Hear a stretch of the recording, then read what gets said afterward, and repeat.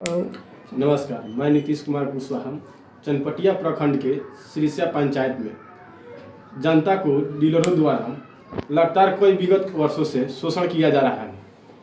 इसके विरुद्ध ना कोई यहाँ के प्रतिनिधि जागरूक है, ना यहाँ के प्रशासन।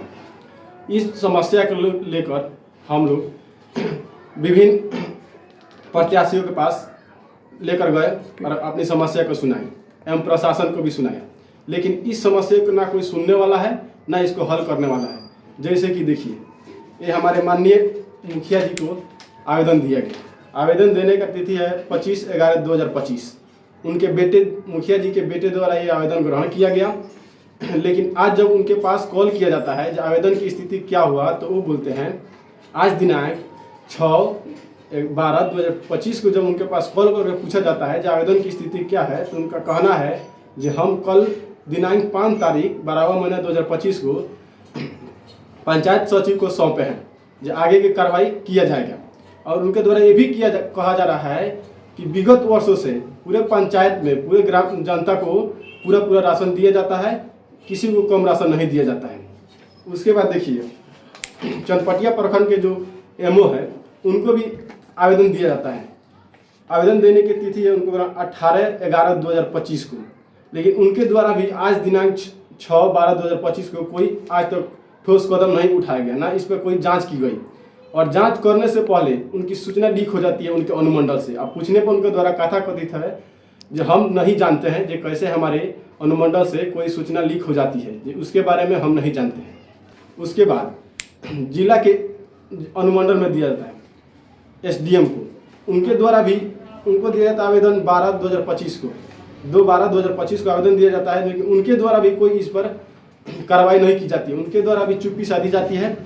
आज दिनांक 6/12/2025 हो गया, लेकिन उनके द्वारा इस पर कोई ठोस कदम नहीं उठाया गया।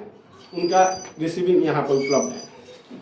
उसके बाद दिनांक 24/11/2025 को माननीय डीएम की यहाँ जिला पदाधिकारी का एक आवेदन दिया जाता है इसी के ही संदर्भ में, लेकिन उनके द्वारा भी कोई ठोस कदम नहीं उठाया जाता है। आज तक चुप्पी साधी जाती है, आज दिनांक 6/12/2025 तक।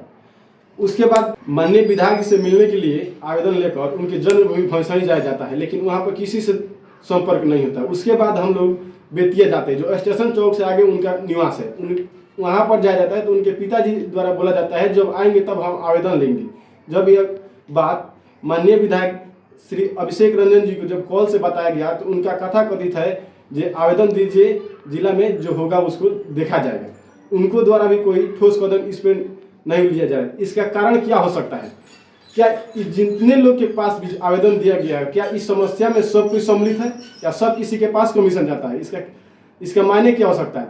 और जब इन लोग के पास कमीशन नहीं जाता है, तो इन लोग ठोस कदम हमारे माननीय डीलर जो है सिरिसिया पंचायत के, उन पर कार्रवाई क्यों नहीं किया जाता है?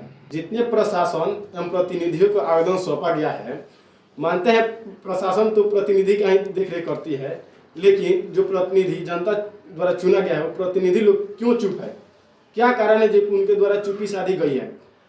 इस समस्या को उन लोग या तो समाधान निकालें, ना तो चुप्पी साधने का मतलब ये हो सकता है जो उन लोग के पास इसके द्वारा साक्ष्य रूप से कमीशन जाता है, और नहीं तो वो लोग अपने पद से इस्तीफा दें।